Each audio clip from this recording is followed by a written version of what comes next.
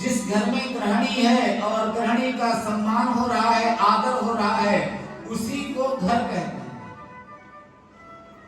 घर का मतलब मकान नहीं है, दीवारें नहीं है। घर में समता हो, विश्वास हो, दृढ़ता हो, उस घर को घर कहा जाता है। जिस घर में नारी की पूजा होती है वहां लक्ष्मी जी का वास होता है, और जिस घर में नारी की पूजा नहीं होती है, अपमान किया जाता है, उस घर में रोग और दारिद्र्य का वास हो जाता है।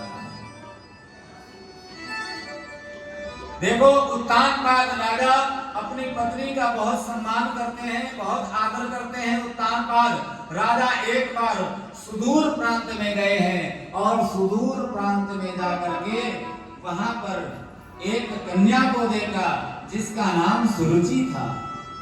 सुरुचि को देख करके उसकी तरफ आकर्षित हो गया ये राजा,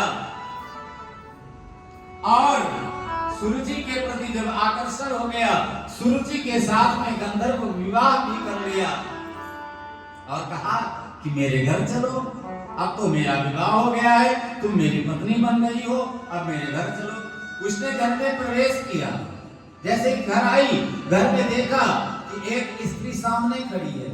पूछा ये कौन है? बोले कि ये मेरी पत्नी है। बोले अगर इसको यहाँ रखोगे तो मैं यहाँ नहीं रह सकती। सुरुचि के प्रति आकर्षण राजा का ज्यादा हो गया था, सुनीति को घर से बाहर निकाल दिया। कहते हैं कि राजा ने बड़ी पत्नी का त्याग किया, और जब त्याग किया तब वह स्त्री गर्भिणी थी, उसके गर्भ में एक बच्चा था। वहां से सुनीति चली गई। सुनीति ने बाहर जाकर के दूर एक पर्णकुटी में अपना जीवन चलाना आरंभ किया। धीरे धीरे उसको एक पुत्र हुआ, और यह सुंदर पुत्र जिसका नाम बड़ा ही अद्भुत है, ध्रुव। यही ध्रुव पद का अधिकारी है। किसी को ध्रुव पद नहीं प्राप्त हुआ, भगवान ने अपना एक पद ही इसको प्रदान कर दिया। एक दिन ऐसा हुआ, ये बच्चा और सुनीति, सुरुचि, दो पत्नियां हैं तो इनके दो बच्चे हुए। एक पहले सुरुचि का हुआ, एक सुनीति का हुआ।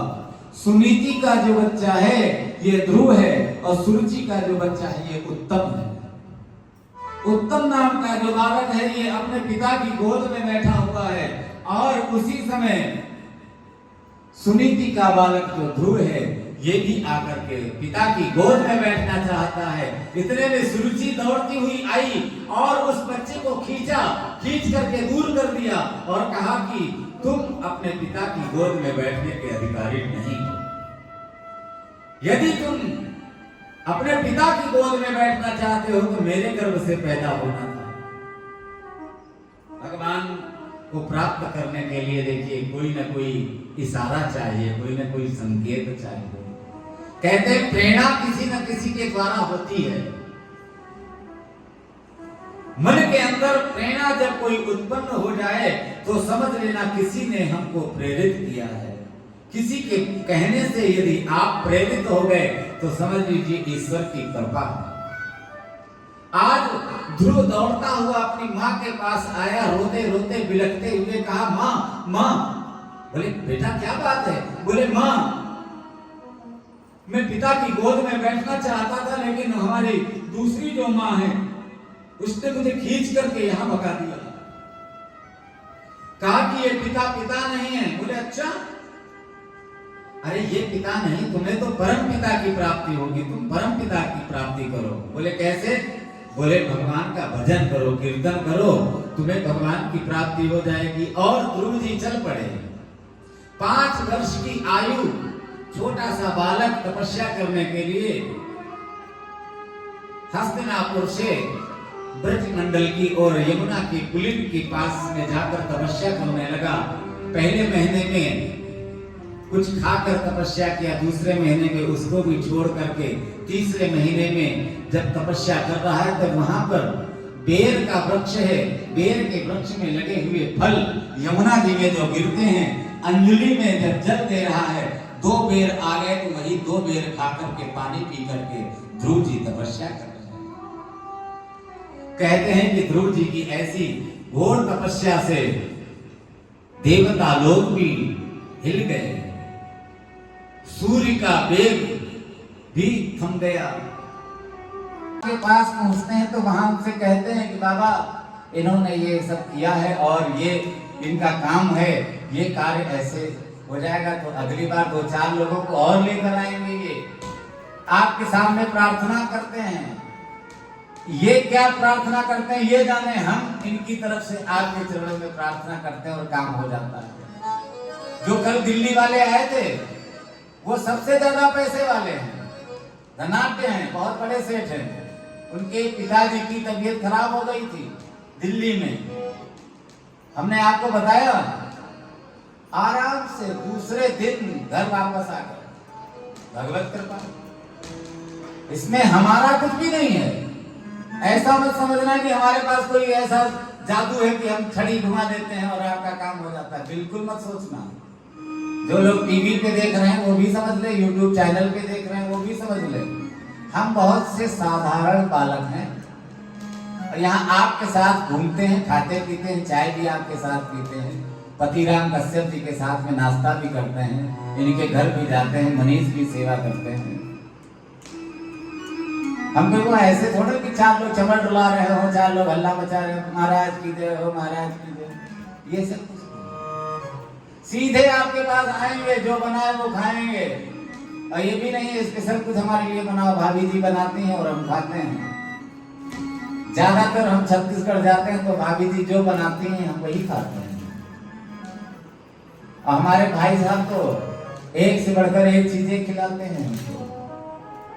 देखो ये अब यजमान परिवार नहीं, हमारे बड़े भाई हैं और हमारा इनका संबंध बहुत गहरा हो गया है। जैसे ठाकुर जी के साथ हो जाता है ऐसे ही किसी मानस के भी साथ में हो जाता है। ये बनाने से बना हुआ है, ठाकुर जी ने ही बनाया है। विवाह होता है तो कुंडली मिलाई जाती है, मित्रता होती है तो कोई कुंडली नहीं मिलाता है। ठाकुर जी की कृपा से आज श्रीनाथ जी वल्लभ सेवा संस्थान में बस्ती वालों की तरफ से जो दान आया है उसके लिए साधुवाद और बहुत बहुत आशीर्वाद है।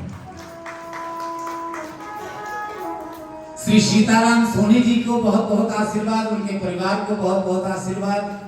हमारे यहाँ भवन दाताओं में पतिराम कश्यप जी भी हैं, इन्होंने बहुत पहले कमरे का दान किया था।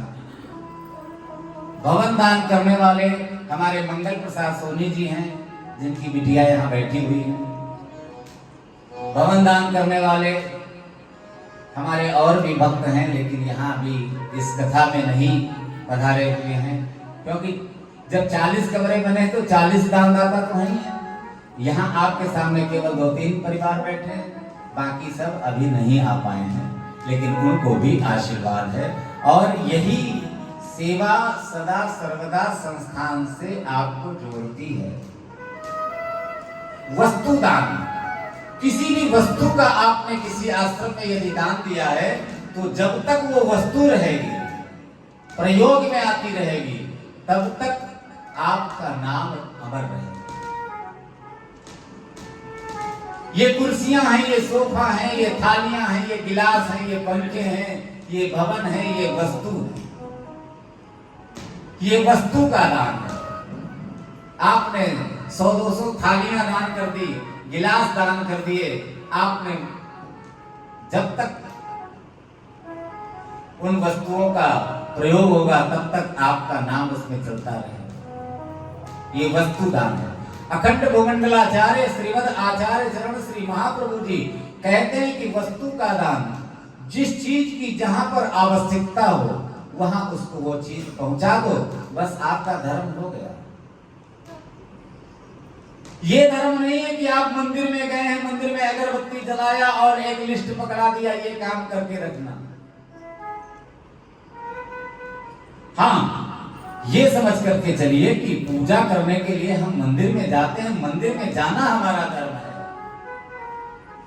पाठ करना हमारा धर्म है। सूत जी महाराज कहते हैं कि कभी किसी की निंदा मत करना, निष्ठा एक में रखना। जैसे पानी अगर हम किसी वृक्ष को देने के लिए जाएं तो पत्तों के ऊपर पानी नहीं चढ़ाते हैं, डाल के ऊपर पानी नहीं चढ़ाते हैं। जब पानी डाला जाना है तो जड़ में पानी डाला जाएगा। तो मूल में यदि हमने अपना मन लगा लिया तो ये शाखाएं और ये पत्ते उसी के द्वारा। वृक्ष में सैकड़ों डालियां होती हैं, अरबों पत्ते होते हैं, करोड़ों फूल होते हैं, लाखों फल होते हैं, लेकिन परंतु अगर ध्यान दो तो जड़ उसकी एक होती है। उतनी ही बातें अगर ध्यान दें तो देवी जी, गणेश जी, अन्य जितने भी देवी देवताओं के मंदिर हैं वहां जाना, वहां प्रणाम करना, उनसे कहना कि हमारा प्रेम श्री ठाकुर जी में हो जाए। जैसे पुष्टि मार्ग में अन्य देवी देवताओं का आश्रय निषिद्ध है, अन्याश्रय, अन्याश्रय नहीं है, आश्रय केवल एक का हो। दृढ़ इन चरणन केरो भरोसो, दृढ़ इन चरणन। आश्रय हो तो भगवान के चरणों में हो हमारा, और जब आश्रय उनके चरणों में हो जाएगा, अनन्यता से गोविंद का हम चिंतन करेंगे तो अनन्यास चिन्तयन्तो मां ये जना परिपास्यते तेषां नित्याभियुक्तानां योगक्षेमं वहाम्यहम्। LIC वालों ने गोविंद गोविंद गोपाल, हरे गोविंद गोविंद गोपाल, गोविंद गोविंद गोपाल, हरे गोविंद गोविंद गोपाल, हरे गोविंद गोविंद गोपाल,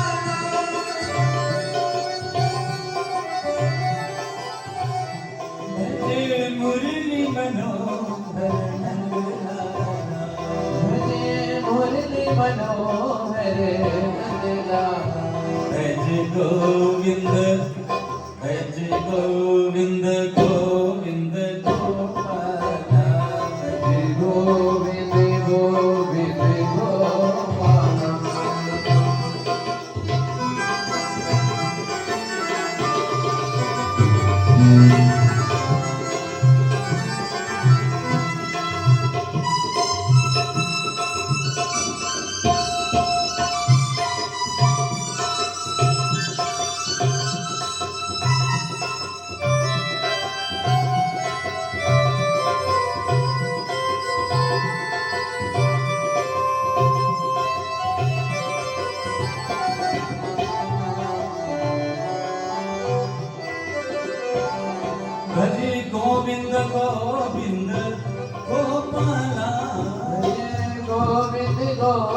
गोपाला भज गोविंद गोविंद गोपाला भज मुरली मनोहर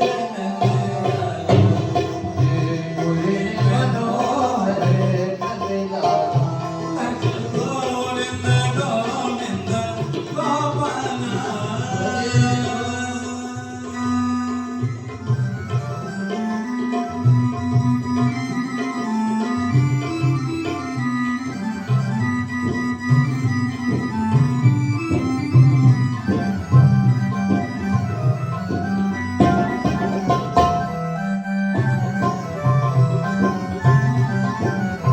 भज गोविंद गोविंद गोपाला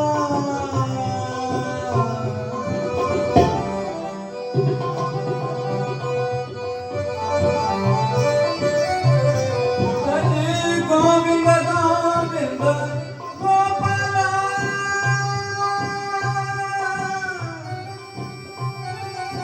भज गोविंद गोविंद गोपाला भज गोविंद गोविंद भज गोविंद भज मुरली मनोहर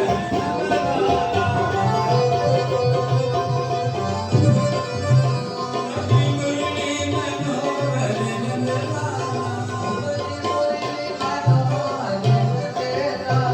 भज मुरली मनोहर नंदलाला भज मुरली मनोहर नंदलाला भज गोविंद गोविंद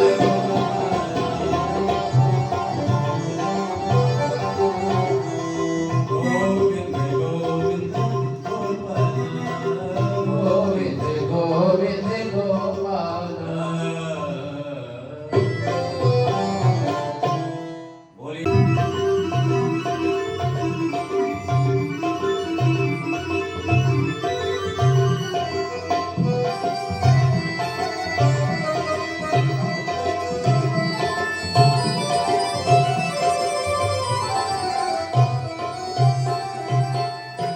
कोई तुम्हें बुरा कहे सुन कर करो क्षमा कोई तुम्हें बुरा कहे सुन कर करो क्षमा कोई तुम्हें बुरा करे सुनकर करो जमा कोई तुम्हें बुरा करे सुन कर करो क्षमा कोई तुम्हें बुरा करे सुन कर करो क्षमा वाणी के सर संभाल वाणी के सर संभाल लो ऐसे हो गया वाणी के सर संभाल लो हो गया आदत बुरी उतार लो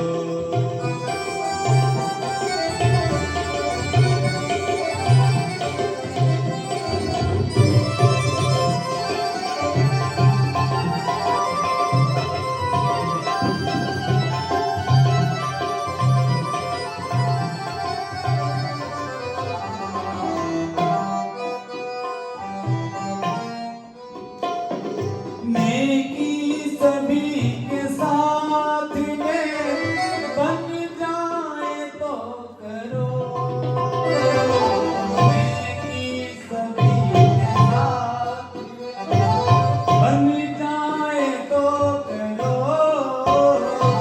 मत सिर कदी कबार मत सिर कदी कबार कैसे हो गया